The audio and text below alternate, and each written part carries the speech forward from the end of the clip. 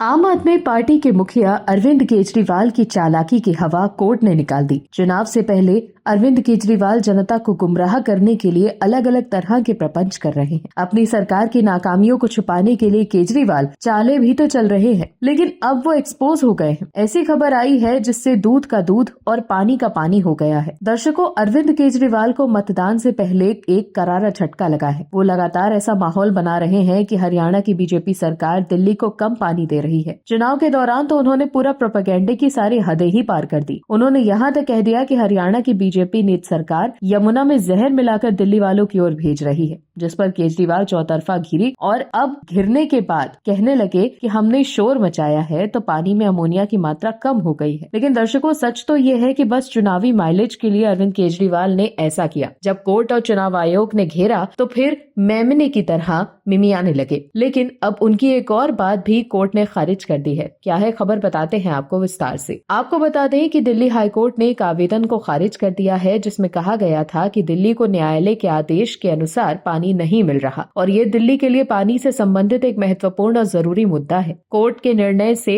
दिल्ली सरकार को भी बड़ा झटका लगा, क्योंकि वो लगातार ये दावा कर रही थी कि हरियाणा सरकार की ओर से पानी की तय आपूर्ति नहीं की जा रही है। हालांकि हरियाणा सरकार ने कोर्ट में स्पष्ट रूप से ये प्रस्तुत किया कि वो सभी समझौतों और न्यायालय के आदेशों के अनुरूप आवश्यक मात्रा में पानी की सप्लाई कर रही है और इस संबंध में राज्य सरकार की ओर से कोई भी कमी नहीं हुई है। जानकारी के मुताबिक हरियाणा सरकार की ओर से प्रस्तुत दलील में कहा गया है कि मूल रिट याचिका पहले ही निपटाई जा चुकी है और अवमानना याचिका दाखिल किए जाने के पहले से ही निरर्थक थी और आज भी निरर्थक है। ये भी बताया गया कि राष्ट्रीय राजधानी क्षेत्र दिल्ली सरकार द्वारा दायर रिट याचिका को सर्वोच्च न्यायालय ने पहले ही निपटा दिया था, जिसका आदेश इस न्यायालय के समक्ष प्रस्तुत किया जा चुका है। हरियाणा सरकार की ओर से वरिष्ठ अतिरिक्त महाधिवक्ता लोकेश सिंघल और आदित्य शर्मा ने दलील देते हुए कहा कि ये मामला कानून की प्रक्रिया का दुरुपयोग है और पूरी तरह से निराधार होने के कारण इसे खारिज किया जाना चाहिए। साथ ही उन्होंने आग्रह किया कि मुख्य अवमानना याचिका को अंतिम सुनवाई के लिए सूचीबद्ध किया जाए। इस पर न्यायालय ने आवेदन को खारिज करते हुए निर्देश दिया कि अवमानना याचिका को अंतिम बहस के लिए सूचीबद्ध किया जाए। आपको बता दें कि इस मुद्दे पर पिछले साल जून में भी सर्वोच्च न्यायालय ने विचार किया था और तब राष्ट्रीय राजधानी क्षेत्र दिल्ली सरकार द्वारा दायर रिट याचिका को खारिज कर दिया गया था। अगर केजरीवाल इसी तरह की भ्रम वाली राजनीति करते रहे तो एक दिन ऐसा आ जाएगा कि केजरीवाल कहेंगे कि हम सच बोल रहे हैं,